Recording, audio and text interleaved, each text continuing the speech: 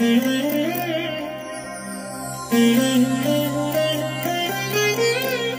దినం పరము నుండి దిగివచ్చు మాట. ఇది నీ జీవితానికి వెలుగుల బాట. నీ ఒడిలో ఉంచబడిన దీవెనల మూట, అద్భుతాల ఆనంద ఊట. సెప్టెంబర్ 3. సంవత్సరమంతా మీరు బైబిల్ చదివి ముగించడానికి ఈరోజు మీరు చదవలసిన లేఖన భాగము ఉదయం 140, 141 మరియు 142 కీర్తనలు. సాయంత్రం 1 కొరింథీ పత్రిక 14వ అధ్యాయము 1 నుండి 20వ వచనం వరకు. ప్రియమైన దేవుని బిడ్డలారా, ఈ ఉదయకాల సమయంలో ప్రభు వారు మిమ్మల్ని ఆశీర్వదించునుగాక. ఎలా ఉన్నారు ప్రియులారా? బాగున్నారు కదూ? ఆయన మహిమ, ఆయన ప్రసన్నత మీకు నిరంతరము తోడై ఉండునుగాక. మీరు ఎంతమాత్రం నిరాశపడవద్దు, నిరుత్సాహానికి గురి కావద్దు. మిమ్మల్ని సృష్టించిన, మీ గురించి పూర్తిగా ఎరిగిన దేవాది దేవుడు ఈ విశ్వాన్ని ఒక్క మాటతో లేని దానిని ఉన్నట్టుగా సృజించినటువంటి ఆ జీవంగల దేవుడు మీతో కూడా ఉన్నాడని మీరు ధైర్యం తెచ్చుకోండి. మీరు ఎప్పుడూ బలహీనపడవద్దు. దుష్టుడు ఎక్కువసార్లు మిమ్మల్ని బలహీనపరచడానికే ప్రయత్నిస్తుంటాడు. దేవుడేమో తన ఆత్మ ద్వారా మిమ్మల్ని బలపరచాలని, మిమ్మల్ని ప్రోత్సాహపరచాలని, మీరు లేడి వలె గంతులు వేయాలని, మీ గురించి ఒక విధమైన ఆలోచన కలిగి ఉంటే, అపవాదేమో మిమ్మల్ని ఎప్పటికీ కృంగదీయాలని, మీరు నీరసముతో నిస్సత్తువతో నడవాలని, మాట్లాడాలని వాడు శతవిధాలుగా ప్రయత్నం చేస్తుంటాడు. కానీ శక్తిమంతుడైన దేవుడు మీతో కూడా ఉన్నాడు.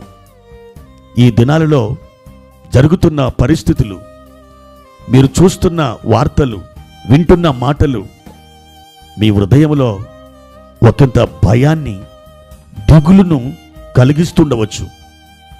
భయానకమైనటువంటి వార్తలు, భయానకమైన సన్నివేశాలు మనం మన దినాలలో చూడవలసినటువంటి పరిస్థితులు తారసపడుతున్నాయి. ఏ పరిస్థితులు ఎలాగున్నా ప్రియ దేవుని బిడ్డ, దేవుడు మాత్రం నీతో ఉన్నాడు. ఆయన నిన్ను పరిపాలిస్తున్నాడు. ఆయన ఏలుబడి చేస్తున్నాడు. ఆయన యొక్క నియంత్రణ క్రింద నీవు ఉన్నావు. ధైర్యముగా ఉండు ప్రియ దేవుని బిడ్డ. పరిశుద్ధ గ్రంథంలో 23వ కీర్తన 1వ వచనంలో, యెహోవా నా కాపరి, నాకు లేమి కలుగదు అని వ్రాయబడి ఉంది. దావీదు గొర్రెలు కాచుకుంటూ ఆ యోదయ కొండ సీమలలో దేవుని మహిమపరుస్తూ, నేను ఈ గొర్రెలకి ఎలాగూ కాపరిగా ఉన్నానో నాకు కూడా నా దేవుడు కాపరి అయి ఉన్నాడు. ఎంత గొప్ప నిరీక్షణతో మాట్లాడుతున్నాడు. ప్రియ దేవుని బిడ్డలారా,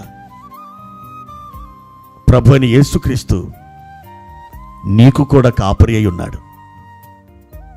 ఆయన నిన్ను అద్భుతంగా నడిపిస్తున్నాడు. ఆయన ఆశ్చర్యకరమైన రీతిలో నిన్ను తోడుకొని వెళుతున్నాడు.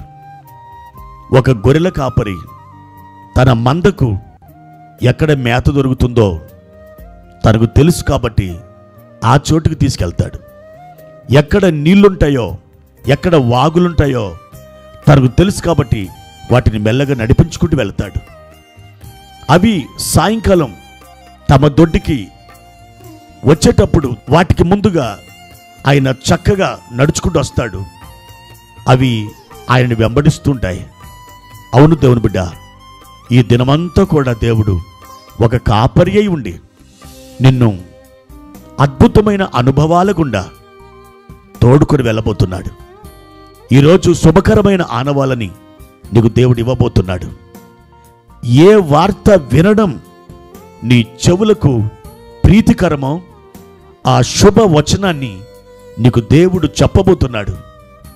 నీవు ధైర్యముతో ప్రభునందు ముందుకు సాగి వెళ్ళు. ప్రభు యొక్క ఆత్మ ద్వారా నీవు నింపబడు.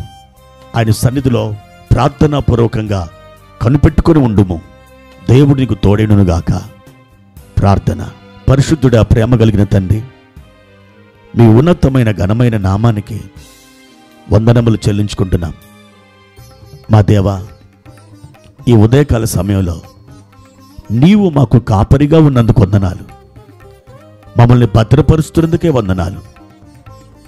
పచ్చిక బయలేతకు, శాంతికరమైన జలముల యొద్దకు మమ్మల్ని నడిపించుకుంటూ వెళుతున్నందుకు స్తోత్రాలు.